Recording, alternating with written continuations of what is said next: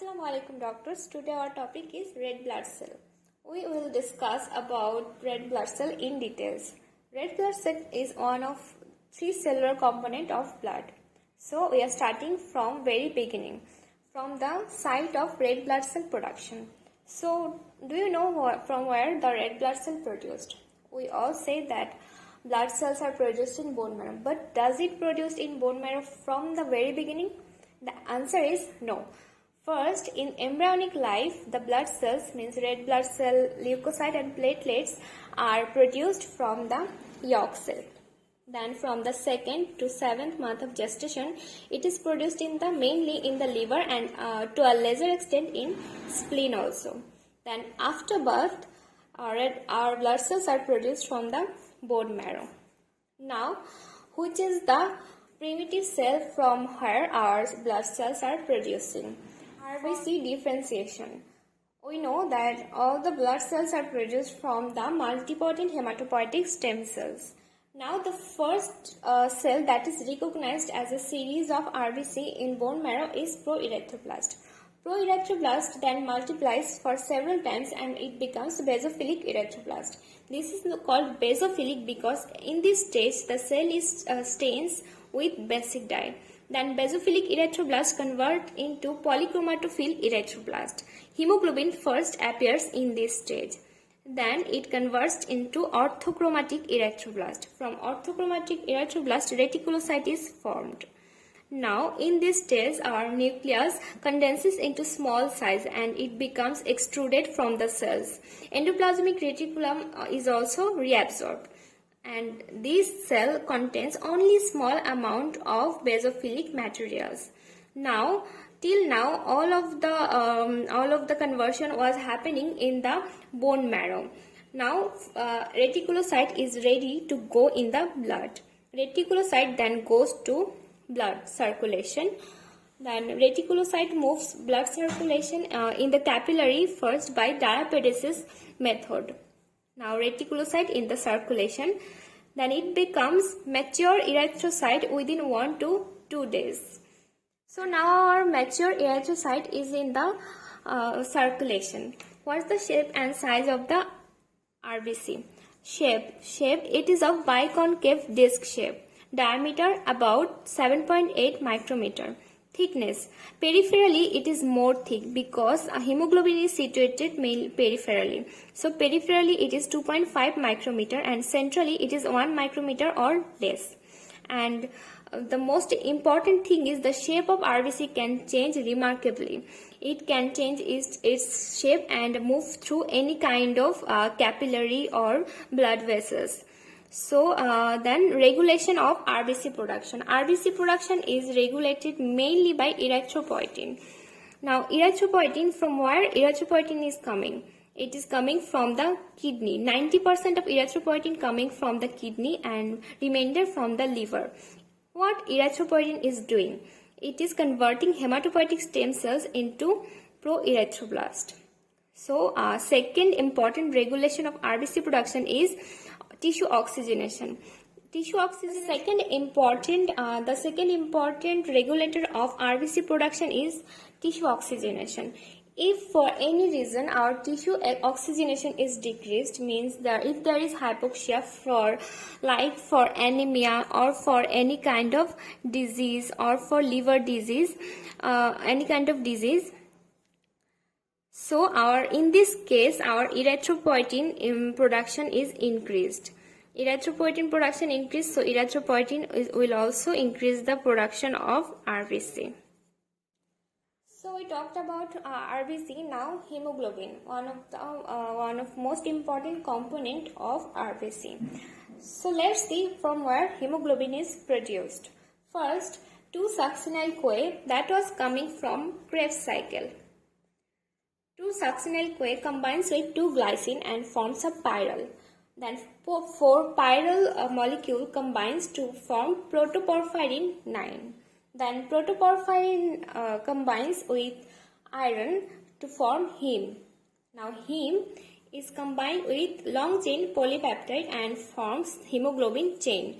It can be of different type, alpha, beta, gamma or delta. Then 4 hemoglobin chain combines to form a hemoglobin molecule. Hemoglobin molecule can be of different type depending on the polypeptide chain. It may be hemoglobin A, hemoglobin A2 or hemoglobin F. So type of hemoglobin is depending on the type of polypeptide chain. Now one hemoglobin is containing 4 hemoglobin chain, and each hemoglobin chain is containing one iron. So each iron is binding loosely with one molecule of oxygen, and one hemoglobin molecule is binding with 4 molecule of oxygen. So our one hemoglobin molecule is carrying basically 4 molecule of oxygen to the periphery. Now we left our RBC in the circulation, right? What happened after that? After spending 120 days in the blood, our RBC membrane becomes fragile and this ruptures. So, as RBC membrane ruptures, hemoglobin is released in the blood. As soon as hemoglobin released in the blood, macrophage comes and engulf the hemoglobin. Hemoglobin is breakdown into globin and heme. Then heme is breakdown into the 4 pyrrole nuclei and iron from where it was formed. What happened to this iron and globin? Globin is obviously amino acid and remains in the blood circulation. It may be breakdown into amino acid. Now this iron is transferred by transferrin, and it takes the iron to blood. Maybe it is reused in RBC, hemoglobin production. From the 4 pyrrole ring, biliverdin is produced. Then from biliverdin, free bilirubin is produced. Free bilirubin is also known as unconjugated bilirubin.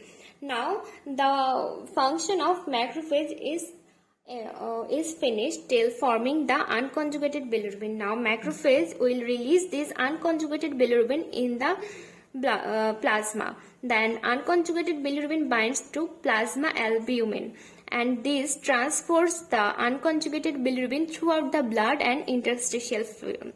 Then while transporting throughout the blood, unconjugated bilirubin is taken up by the liver cells. Liver cells converts this unconjugated bilirubin to conjugated bilirubin. How this conjugation is occurring? So two molecules mainly are responsible. First is 80% of unconjugated bilirubin conjugates with glucuronic acid and becomes bilirubin glucuronide, and rest 10% with sulfur and becomes bilirubin sulfate, and rest other 10% with other substances, but this is the main bilirubin glucuronide. Now our unconjugated bilirubin became conjugated bilirubin. This conjugated bilirubin runs through the hepatic artery, then common bile duct, and ends up common bile duct and ends up in the intestine. Now we know there are many bacteria in our intestine. So bacteria has to do something with this, right? So bacterial action converts this conjugated bilirubin into urobilinogen. Now this urobilinogen, some portion of this is reabsorbed in blood again, and reabsorbed urobilinogen, some portion goes to kidney and some goes to liver, and liver resecrete it.